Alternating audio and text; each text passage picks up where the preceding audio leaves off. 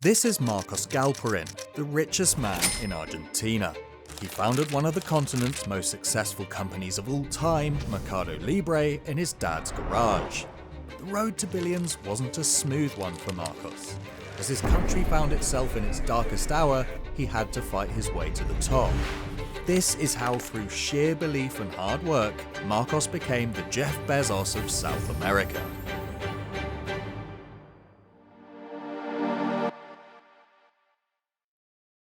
Marcos Galperín was born on the 31st of October 1971 in Buenos Aires, Argentina's capital city. He enjoyed a wealthy life growing up, as his family owned Sachs, one of the leading leather tanning companies in the entire world, which remains an industry giant to this day. This gave Marcos a whole host of opportunities that many of his peers wouldn't enjoy, and his family's success meant he had a large safety net if anything went wrong. This might not sound like the start of an inspiring rags to riches story, but while Marcos's family definitely played a key part in shaping him into the business tycoon we know him as today, his start presented unique challenges not many other entrepreneurs experience.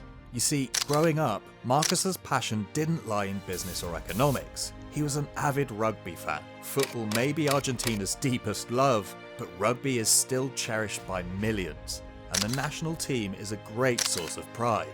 Marcos played a ton of rugby at school, and even travelled to Australia and New Zealand to play competitively at the age of 17. He played as a fly half, and most likely would have had a prosperous career had he continued his training, but another opportunity presented itself. A trip to America to study at the Wharton Business School of Pennsylvania, one of the best universities in America. Marcos was a bright kid, and while he loved rugby, when a chance to study in America comes along for a young Argentinian boy, he should always take it. Funnily enough, even though this decision would set him on the path towards becoming a multi-billionaire, Marcos once said he still asks himself what he could have been if he'd continued playing.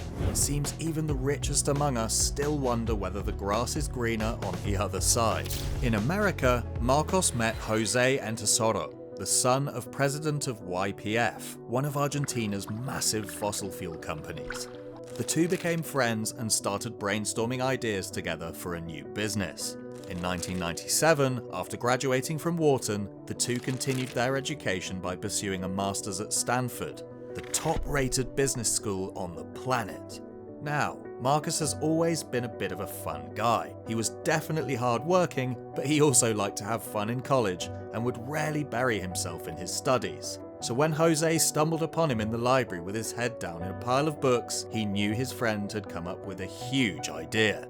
But finding an idea for a company was more than just a fun little venture for the two young men. Back home, Argentina was going through a dreadful economic crisis, known as the Argentinian Great Depression.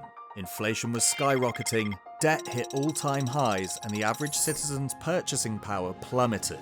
If entrepreneurs couldn't find ways to stimulate the economy and pull it out of a tailspin, it could lead to the country's collapse. Luckily, Marcos knew just what was needed to kick the economy back into shape, and he was going to rely on a piece of technology that has become the very cornerstone of modern life: the internet.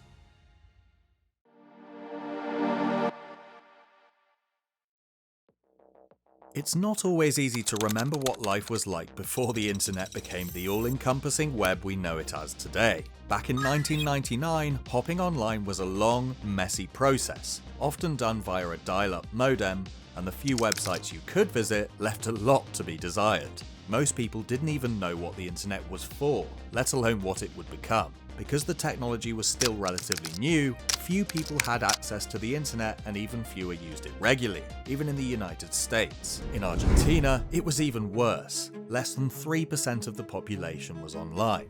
Considering how expensive it was, and that most people were just trying to survive in the middle of a deep depression, it's hardly surprising. So when Marcos told his friend Jose that he wanted to set up an online marketplace for Argentinian users, it sounded like perhaps the worst idea anyone has ever had, ever. Why build an online shopping platform in a country where people have no money and no internet? Marcos surveyed 20 of his South and Latin American classmates, asking them if they thought people back home would buy goods from strangers online. The answers varied from no to never in a million years. But spotting the potential in early trends is what sets the best entrepreneurs apart from the rest of us. Ford once said, "If I'd asked the people what they wanted, they'd have said faster horses." Marcos took inspiration from eBay, which was only 4 years old at the time. He saw how people would buy pretty much everything and anything, from cars to broken laser pointers, and wanted to give South Americans the same opportunities as the citizens of the Western world. His rationale was that since people were living in an economic depression, Argentinians would be looking to sell off their goods, so there would be plenty of business to be had. Marcos and Jose named the company Mercado Libre, meaning free market, which served as the very first online commerce platform on the continent. Right from the word go, the two entrepreneurs faced a tall hurdle. Unlike their counterparts in the US and Europe, they would have to build the site from the ground up. Everything from the site design to payment infrastructure had to be remade by hand. This slowed down Mercado Libre's early growth quite substantially.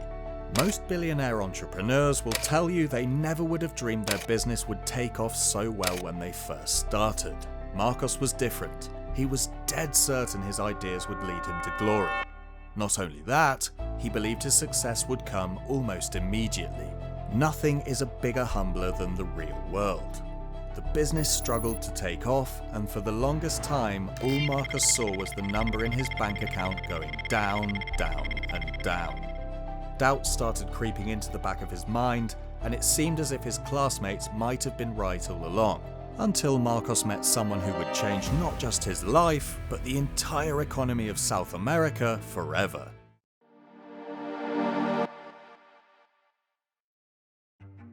One day, Marcos took a seat in one of his finance classes and saw that it wasn't his usual teacher giving the lecture, but a guest speaker, the American billionaire John Muse. When the lecture ended, Marcos's teacher called him over. He asked Marcos if he'd drive Muse to his private jet. The young Argentinian nearly jumped out of his skin and eagerly agreed. Anything to get some one-on-one time with the financial giant. Muse humoured the young man, and the two set off to the airport. On the way, Marcos explained the idea behind Mercado Libre with his usual passion and confidence, even after the hit to his ego. By the time they arrived at Muse's plane, the billionaire mogul turned around and said, "This idea of yours doesn't sound half bad. Let me make some calls." A few weeks later, Marcos and Jose saw that Muse had invested a bucket load of cash into the company. It wasn't long until others took notice of Mercado Libre's incredible potential and followed suit. Soon, Marcos had caught the eyes of JP Morgan, Flatiron, Goldman Sachs, and even, at one point, eBay itself. The investments were a massive help.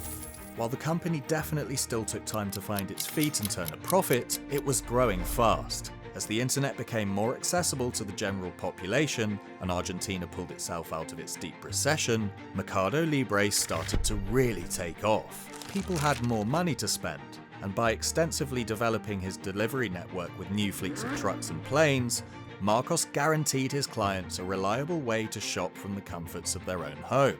It wasn't long before neighbouring countries like Brazil and Chile started to take a notice of Mercado Libre's success. Over the years that followed, the company not only expanded to just these two, but also Costa Rica, the Dominican Republic, Panama, and Uruguay. This wasn't just a dream come true for Marcos and Jose. All of Argentina celebrated Mercado Libre's success. The country had been suffering in the depths of economic depression for years. Only a few years later, one of their homegrown companies had become a staple of the South and Latin American economies. Marcos didn't want to rest on his laurels, however. As the world entered the 2010s, the online marketplace began to shift towards Amazon over eBay, and so Mercado Libre followed suit.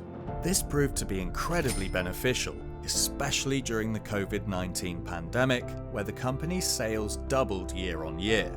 Once again, Marcos had found a way to inspire growth during the darkest times, and cemented himself as the Jeff Bezos of South America.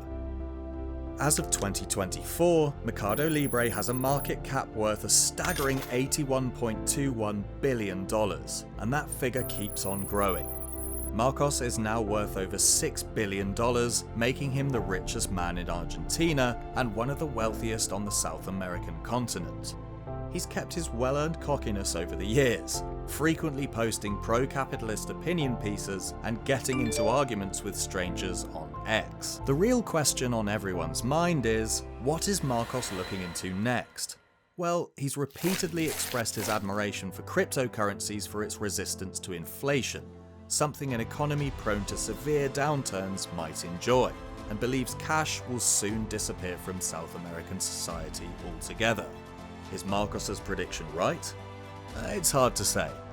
The rise of Marcos Galperín and Mercado Libre isn't an anyone can achieve their dreams rag to riches story. Let's be honest.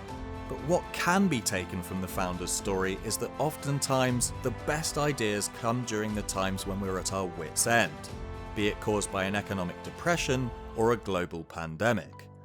When things get tough, never give up hope. As they say, the darker the night, the brighter the stars.